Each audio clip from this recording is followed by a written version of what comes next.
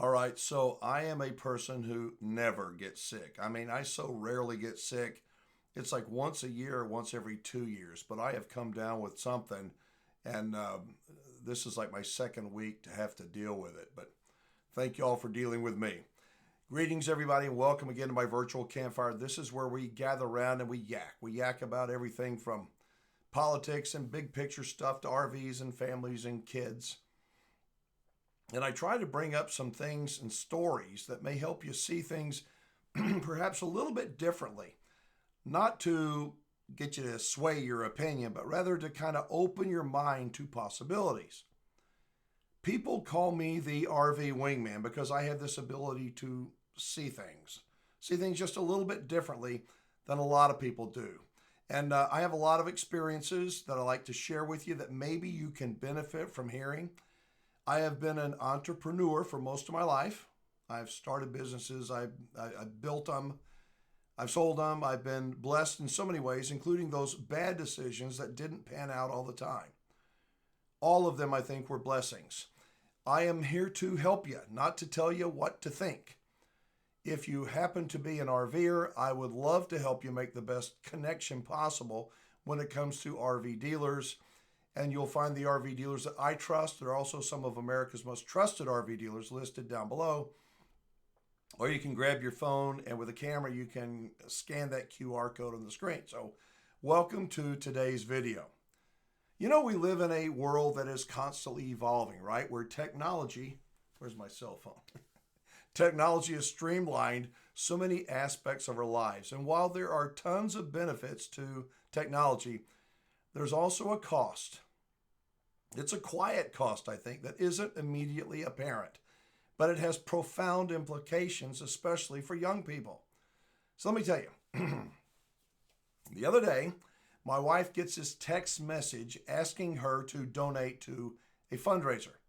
It was a text message from the high school child of a friend of hers. Just a text message asking for a donation. Had this link on it to click on. It was quick, it was easy, and it was utterly impersonal. My wife, who doesn't get rattled at much, is like, what is this? This is how you ask people to donate for a fundraiser? Really? When you were young and you wanted to raise money for a fundraiser, how did you do it? Me? I hit the bricks. I started knocking on doors, looking people right in the eye, and explaining what I was doing and why it mattered. Whether it was for the Boy Scouts or a school fundraising project, fundraising meant knocking on doors, looking people in the eye, and explaining why our cause mattered and then asking them to donate. It was far more than just asking for money. Evidently, fundraising today is not like it used to be. And that's sad. You may ask why. Well, I'm going to tell you. Tell you what I see. As a boy, every time I knocked on a door, I was stepping out of my comfort zone. Every time. If you think about it, I bet you were too when you were fundraising. In that door knocking, I was learning. We were learning how to communicate, how to articulate a message that would resonate with somebody else. We were learning. We were learning how to handle rejection because not everybody was willing or able to donate. And for me, that was okay. For me, fundraising helped teach me the value of gratitude, sincerity, to say thank you and truly mean it, whether they donated or not. Knocking on doors, looking people in the eye, stepping out of my comfort zone were life lessons that I believed helped me build character, confidence, resilience. I'll bet it did the same for you too, didn't it? Those fundraisers from our youth taught us how important it is to connect with others, how to read body language, how to listen, how to respond thoughtfully. When you look somebody in the eye, you forge a connection. You do. You share it. I don't know, this moment of humanity that cannot be replicated through some kind of a screen. But today, I think that most people are missing out. They're missing out on these invaluable experiences. A text message, an email, a post on social media, asking for donations removes that personal touch, doesn't it? A text message? Yeah. I mean, it's efficient, sure it is, but it's also sterile. It turns into a deeply human, I don't know, it turns a deeply human interaction into a transaction. And in doing so, I think it deprives young people of the growth that comes from facing the world, facing people directly. I mean, think about it. Think about the confidence it takes to stand in front of some people. Most of the time, somebody you don't know. Think about that. You got to make your case to advocate for something that you believe in.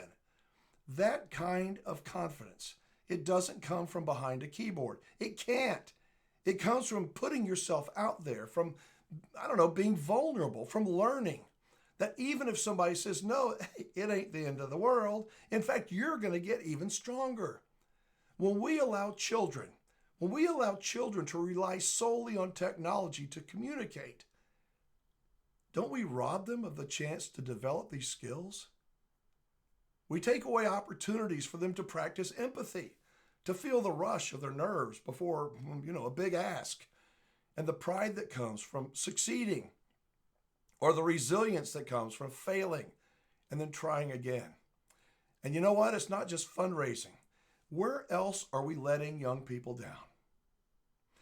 When they apply for jobs, for example, those face-to-face meetings. Are they meeting people face-to-face or just filling out forms online? I recently read that almost, get this, 40% of young people that go to a job interview take one of their parents with them. To me, that's nuts. When kids want to make new friends, are they approaching somebody in person or are they just hitting follow on social media? These, let's call them moments of human interaction, are where we learn to navigate the complexities of relationships, to understand the nuances of conversation. It's how we learn to grow. I want you to think about this. What kind of adults are we creating, removing these kinds of experiences? Are we teaching young people that the easiest path forward is always the best path?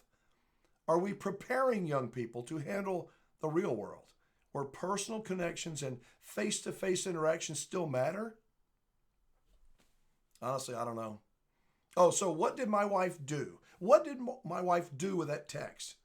Well, she clicked on the link and she donated to the fundraiser.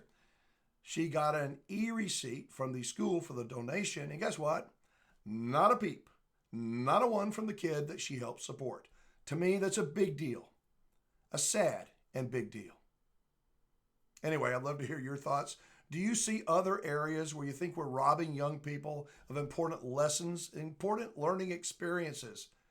I sure do. I believe that they have become a crutch. These cell phones, these screens have become a crutch, that they've helped take the humanity out of being a human being. So that's about all I got for you today. I hope some of it made sense. Thank you so much for watching. I am most grateful. I'm Alan Warren, the RV Wingman, hoping you'll be the best wingman or best wingwoman possible, and that you will embrace those face-to-face encounters and spend a little bit of time outside of your comfort zone. Thank you for being with me today. So long.